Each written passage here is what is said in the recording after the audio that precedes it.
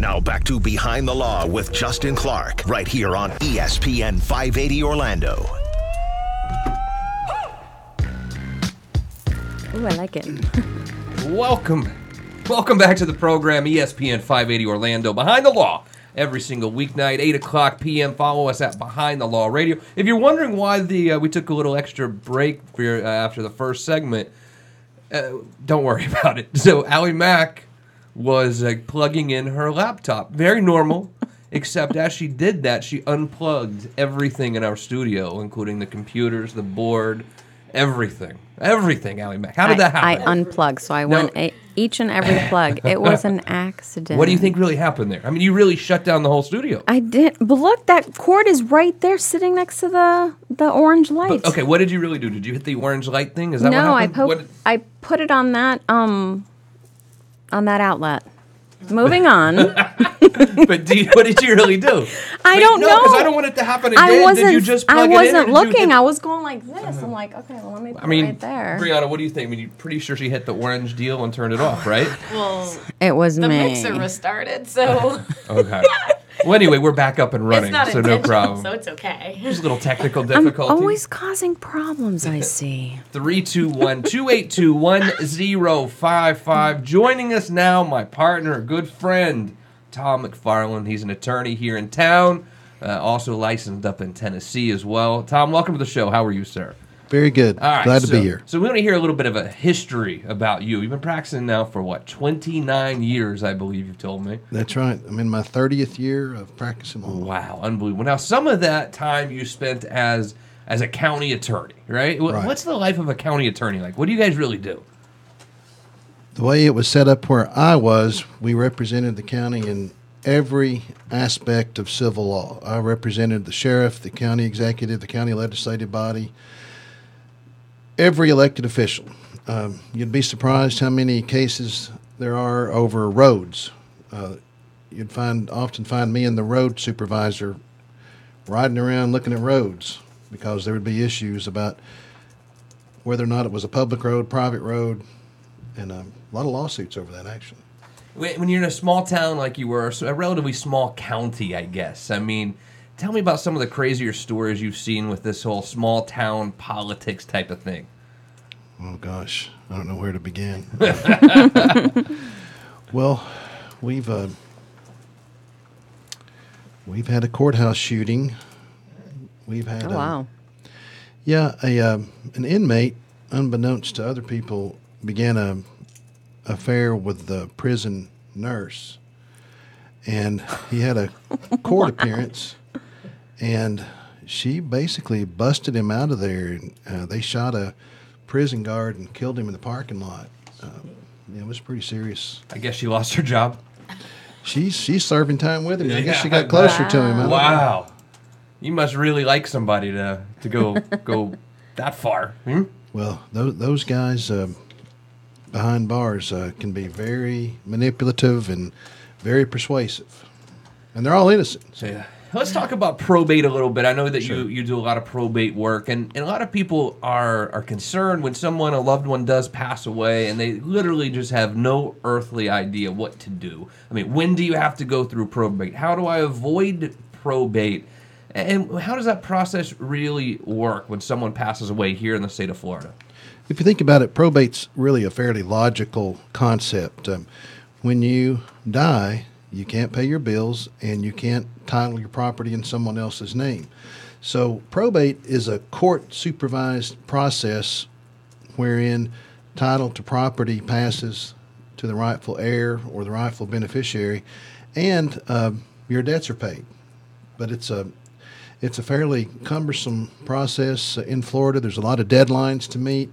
It's kind of a daunting process for a lot of people, so that's why, I enjoy helping people through it. And when someone, before they pass away, I mean, what are some really pivotal documents you think that everyone in this room should have to protect, if something were to happen to us, to protect our family from having to go through this fight? Well, I tell people, you definitely want a will, but after you do it, you try not to have to use it. Here's why. If you have the will and you have to use it, you're paying me, you're paying court costs, it's an expensive process. But if you have a will and you know who you want to have your property, one big piece of advice I can give you is if you know who you want to have your money, put their name on the bank account. Let them, it'll go to them as right of survivorship. If you have a retirement, life insurance, CD, anything with a payable on death clause or a beneficiary, list the beneficiary. Do not ever list your estate as a beneficiary. Now, what if you don't have any of that in place? What if you don't have a will? What if you don't have, I know that you can designate somebody in your bank account in the event, they're not like a, I don't know if they have a specific word for it, the bank calls it, where in the event that you pass away, that this person is able to take the funds away and, manage your, So what if they don't have any of that in place and they pass away? So what happens to all their assets? It depends on how much assets they have and how much debt they have. The saddest thing I have to tell people sometimes, they take my advice, that they think they've taken care of everything, and then their parent dies, and you realize, oh man, there was one account over here that had $5,000 in it, and the bank won't give it to me. Mm-hmm.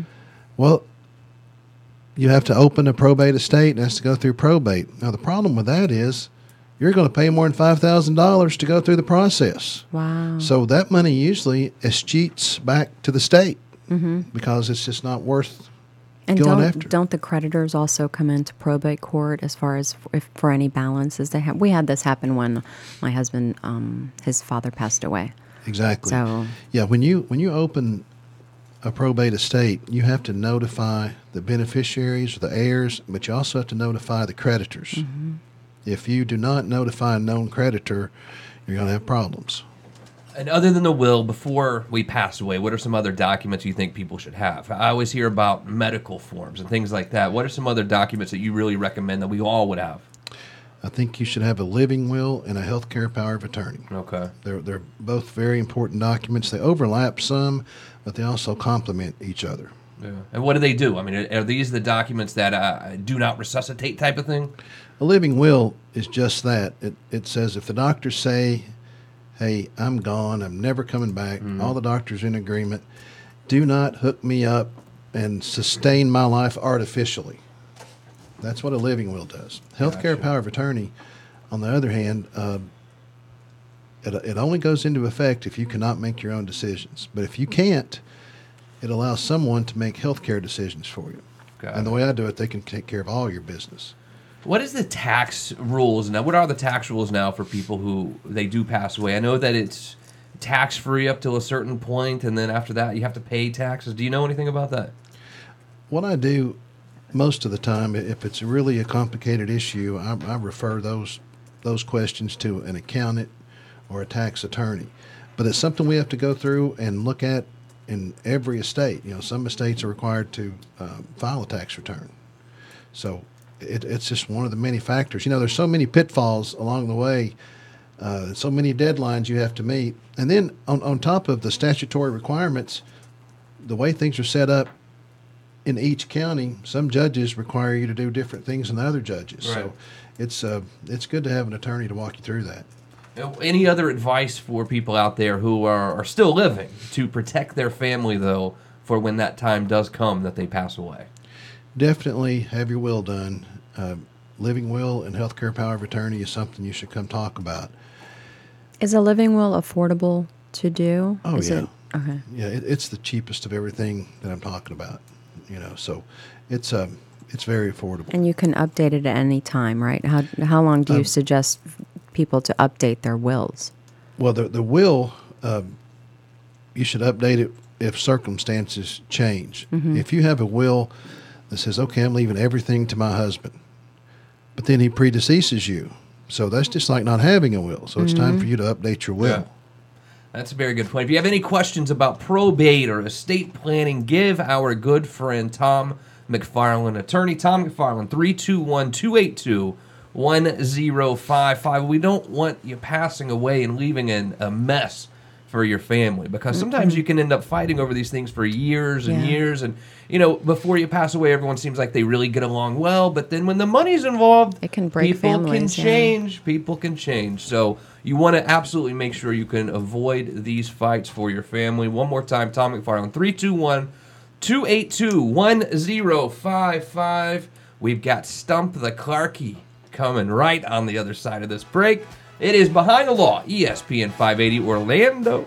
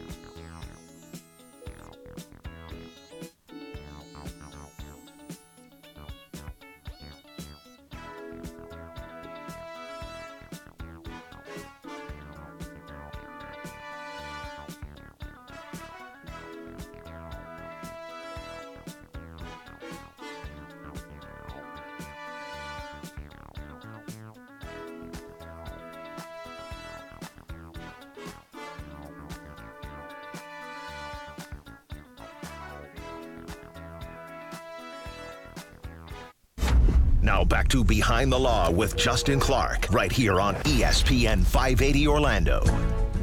Welcome back to the show. 321-282-1055. Take that down, go Rams. Get out of my studio. Allie Mack. Hey, they have a good chance. Oh, man. I'm cheering for them. Hey, it's Behind the Law, ESPN 580 Orlando. Allie Mack is here. The beautiful Brianna as well. Follow us at Behind the Law Radio. You can watch the show right there. Also, don't forget to watch the TV program. It is Behind the Law on television this Sunday and every Sunday, 10 a.m. on TV 27. But now, it's time for our favorite trivia game where you can win my money. It is Stump the Clarkie. All right, and now it's time for Stump the Clarkie. Come on, Clarkie. We need you to get over here. We got some great trivia questions we want you to answer. Come on, Clarkie. So get over here. Much like normal, and thank you, Fulton Allen, for that. Much like normal, Brianna tries to find questions that our guest is going to know the answers to, so she can see me get defeated. She tries to stump the Clarkie. With attorney Tom McFarland here today, I guess I should probably guess it's something probate related, Brianna. What is it? Indeed, it Yay. is. That was a I hope it's multiple choice. Yeah, and it's not. It's not. True, false? Got some good old morbid questions here for you. All right, go ahead. Let's play this game. So what's going to happen is I'm going to ask 4 questions. Our lovely co-host here are going to write down the answers on their dry erase boards. You following along with us, go ahead and shout out the answer if you're in your car. If you're playing along on any of our live platforms, just go ahead and type the answer in right there. And if you get all 4 questions correct, you could win some of Justin's cold hard cash. You could. You ready for that? I'm ready to Somebody's go. going to win. I'm ready to go. Somebody's gonna win It's today. going to happen. I've written enough checks today. It's happening. End of the month checks going out. Never. Okay. So question number 1. And this is from 2017 because the numbers from 2018 are not quite out yet. But what are the total number of deaths in the state of Florida? You mean As a whole? Oh, deaths? Deaths. Oh, I thought This you is said morbid. deaths. Yeah. Oh, that's sad. Okay. So basically, how many people died in Florida in 2017? Yeah. It's kind of a tough question. Yeah, a little bit. I think so. Especially from Tom being from Tennessee and all. All right. I don't know if Question. I live in Lake Mary. Question number 2. Question number 2. Name, from 2017 as well, the top 3 causes of death. Name one of the top 3 causes of death. So any of these three, you can just name one of them.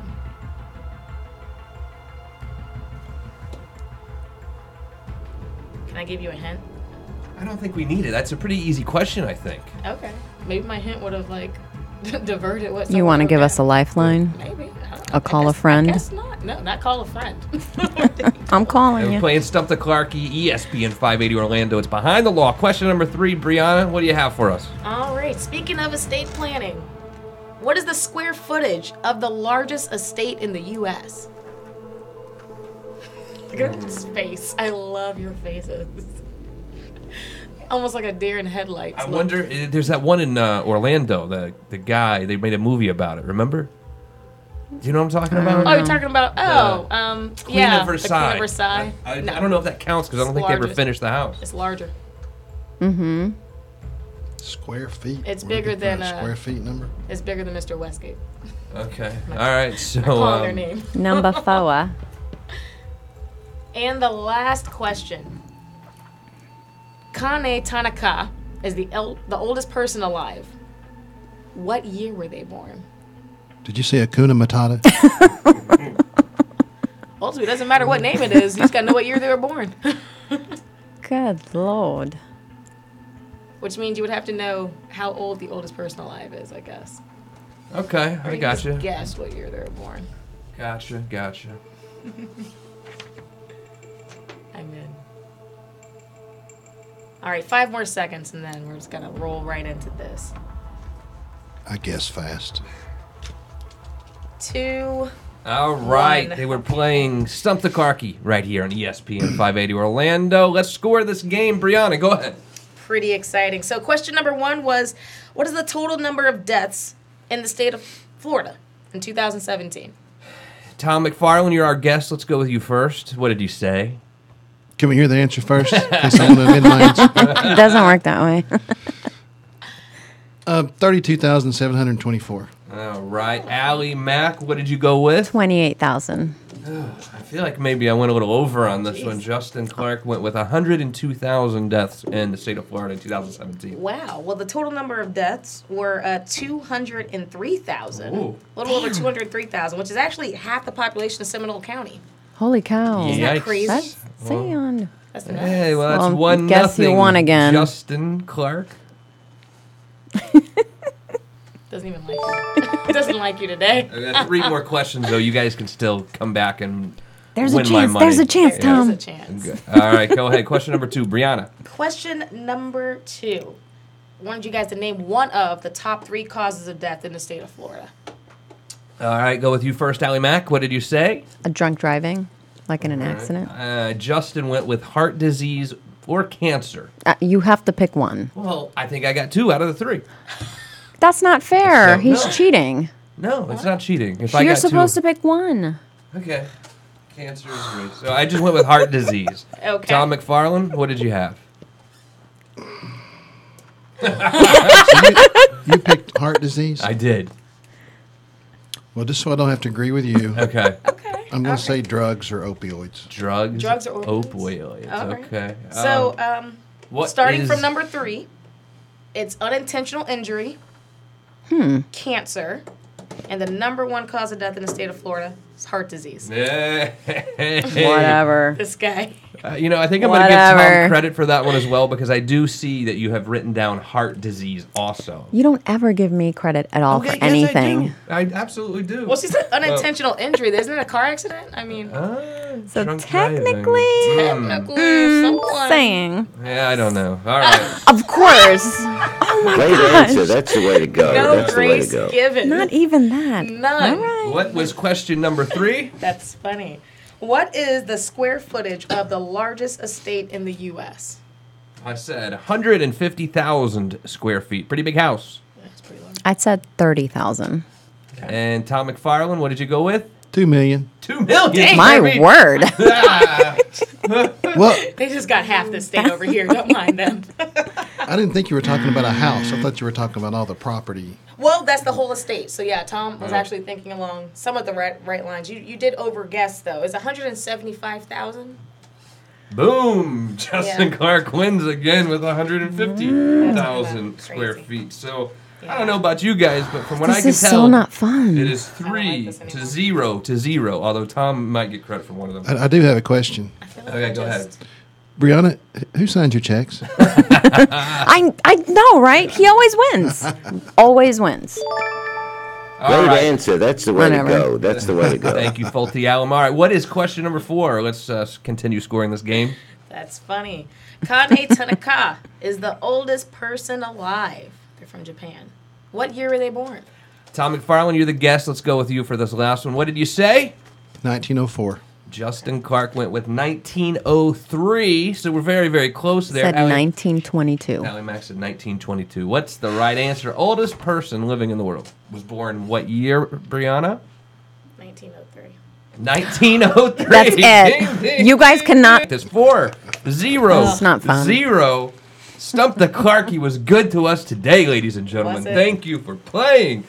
Okay, folks, thank you so much for being with us. Clarky, let's get out of here, buddy. My stomach thinks my throat's cut. I'm starving. So I just want to be real clear. I was exactly right on that last one, huh? You were. That's, I'm not gonna lie. I saw it written down. I was like, oh my gosh. I love it. Thank I only you missed for- about 1 year. Man, I know you were close. You did. no You were doubt so about it. close. Rub it in, Tom. You're listening to Behind the Law right here on ESPN 580 Orlando. If you'd like to follow us, go to @BehindTheLawRadio. Or if you have any questions, give us a call right here in the studio, 321-282-1055. We have a very special guest joining us today, attorney Tom McFarland. We're talking about probate, estate planning, and other very, very important legal issues that you need to think about before something happens to you or a loved one.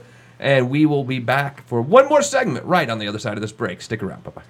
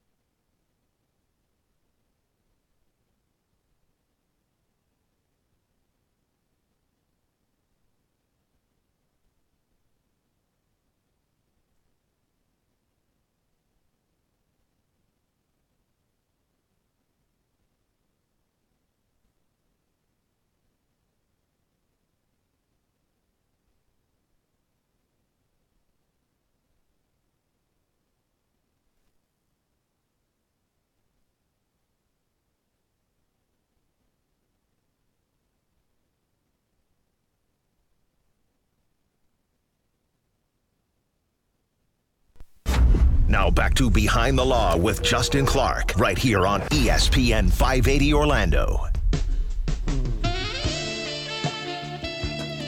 One final segment ahead of Behind the Law for a Thursday Super Bowl week. Thanks for joining us, 8 o'clock p.m. every single weeknight. You can also watch the show at Behind the Law Radio on Facebook, Instagram, any social media platform.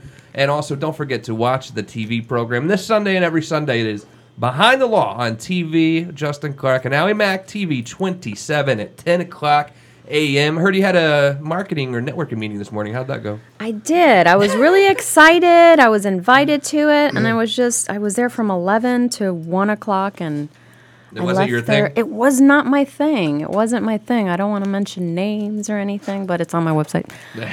So it's, yeah, it just wasn't what I thought it was going to be.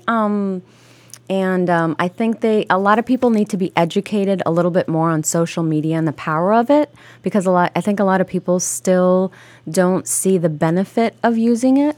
So let's just leave it at that. No, I'm not going to be joining that group. Attorney Tom McFarland is here today. Tom, welcome to the show. How are you? Very good. All right, so we got the Super Bowl this Sunday. Allie Mac's tired of talking about it, I know, but do you have any predictions for this Sunday? Who's going to win? I think Tom Brady's going out on top, and I think he's going to retire. Nice. Oh, he's going to You retire? think he's going to retire? Oh, Yeah, I think know he's if I played like a couple that. of years to show he played longer than Peyton Manning Yeah. and got all the records, and I kind of think that's what he'll do. What's your normal Super Bowl watching party? Do you just sit at home, or do you go somewhere normally? I'm going to a party at a friend's house, and yeah. he's an avid gambler, so there'll be card playing and boards. Oh, okay. Of course, I participate in none of that. Right. Yeah, of course not. And I think yesterday we talked about, Allie Mack, you were going to be watching the game at home, I I'm believe. going to be doing it at home, And yes. Brianna, so you staying for you? You're still going to stay home? No, she goes out with the girls, remember? I thought you they said don't you watched do at home. What do you do? No, I watched the Pro Bowl at home. Okay. That's Oh, girls' yeah, night. what it That's was. girls' night. Where do you guys go? Or girls go? We spend it separately. My husband and I have No, a I tradition know. of spending it separately. so You we said kinda- it's girls' night. Where do you do girls' night? She can't tell you. Oh. It's like going to a bachelor party. Where are you going? There's more than girls there, too. Okay, sure. Oh, okay. But is it? Separately. But is this one of those you're going to watch the game somewhere, or like you're Yeah. totally going shopping or something and No, avoiding I watched the the game? game. I'm really You're gonna serious. watch Oh, like but the, you don't watch it with your hubs? You're gonna watch the Kitty Bowl or whatever. Oh, God. Allie Mack is holding up a Go Rams sign here in the studio again, which is I'm really just supporting the team. I'm going to... really hopefully- makes me very angry. I will tell you that much. Very angry. I'm going to leave this sign here because I'm going to sign off with it. So, Tom McFarland, before the break, we were talking about some things that people can do in preparation for them dying, so that way their family doesn't have to go through a lot of big fights. What are some of the reasons why you've seen once someone has died, their family go through litigation for 1 year, 2 years, 3 years of fighting? What are they fighting about typically? Sometimes, no matter how well you prepare, you have a will. I had a case a couple of years ago. The man died, left several $1 million, and said, I want to divide everything equally between my son and daughter. Seems easy enough. No. Oh, no? We fought for 3 years over what that meant. Right. And it was just because those two siblings weren't particularly fond of each other. And, honestly, when it comes down to that kind of case, nobody wins but the lawyers. Right. There's more. There's a lot of times there's more bad feelings in probate court than there is in divorce court. Is that right? Which really surprised me as I got experience in this area. But the thing though is to go to your lawyer, come to us, go somewhere, and talk about how you want your estate to go after you're gone. You won't be around to direct that anymore. Talk about wills, powers of attorney, living wills. Get some advice on you're prepared, you have those documents, but get some advice on how maybe you won't have to use it. Maybe you won't have to come and hire me to probate an estate. I've had people come to me and say, Tom, I want to thank you because we didn't have to hire you. Yeah. Because you gave us good advice. Everything went to us when my mother died. Just like you said, we took your advice, and we're not going to have to probate anything. What about real estate? So let's say I own a house, okay? My wife and I own it, and then I all of a sudden pass away. I mean, do I need to do something in advance of me dying to dictate what happens to the house, or does it happen automatically, or what? How do we deal with real estate after we die? Well, it depends on how you own the real estate. You can own it yourself. You can own it with someone else, which is a tenant in common. You can own it with your spouse, which is a tenancy by the entirety. You can own it with another person as joint tenants, which has right of survivorship. So, there's a lot of different ways to. I hate to give you a lawyer answer. Yeah. But there's a lot of different ways to. It to answer depends. that. Well, no, There's so many that's the kind of factors. question Yeah. you need to take your situation and go to the lawyer and say, "Here's my situation," and then the lawyer can tell you. Exactly. And what is a typical fee? I'm not saying what do you necessarily always charge, but just generally speaking, when someone does end up having to go through the probate process, I mean, they're obviously going to have to pay legal fees. What's kind of a normal fee to take it through the whole shebang? To go through the formal probate process, I think you would be paying a lawyer at least $5,000. The case that I just told you about where the brother and sister couldn't agree on anything, they paid their lawyers, each of them paid their lawyers more than $32,000. Wow. Wow. So that was $30,000 they would have been able to enjoy if they could have just gotten along, right? Yeah, let me give you an example. The house that their millionaire father lived in appraised at $160,000. He lived meagerly, even though he had all that money. They couldn't agree. They both agreed they should sell it and divide the money. But then they couldn't agree on the realtor. I see it all the time. On the price. And so the judge finally said, I've had enough of this. Right. We're going to auction the house. That house that appraised for $160,000 sold for $42,000. Oh, my goodness. So somebody stole the house from them, and it's their own fault. Absolutely. So ultimately, they did work it out, though, and agreed on something, or they end up having to go to a trial and have the judge decide? We had several long and heated hearings, but we did not have a final trial. The judge made enough rulings to pin both sides down to where it was pretty easy to see where they were headed. I know it's a topic that is not really pleasant to bring up to family members and stuff, like in the event of my passing and all that, but I actually learned a lot when my husband's dad passed away in 2012.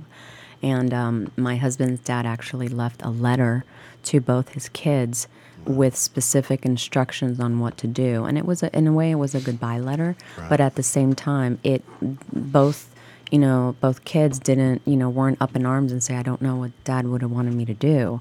And of course, his dad had life insurance in place, and, the house, he had his, the things already settled with the house and all that. The only thing that he didn't have in place was designating somebody for his bank.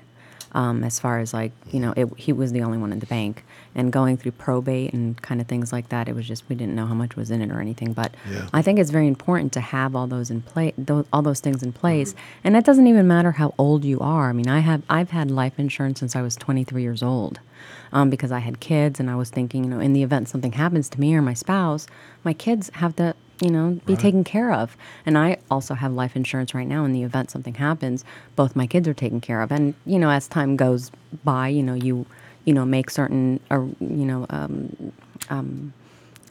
you make certain changes in that. But I think it's something that every household, everybody should actually have, whether you're single, whether you're in a family. And, having a will is very, very important, because you need to know that right now everybody is okay with everything, but if you don't leave something in written in a document and something legal, the family can get split apart because of, just leave them some kind of instructions, if in the event that you pass. That's exactly right. And someone that you really want to have something that's important to you may not get it. Mm-hmm. And one thing I want to say, you were talking about how your father-in-law communicated.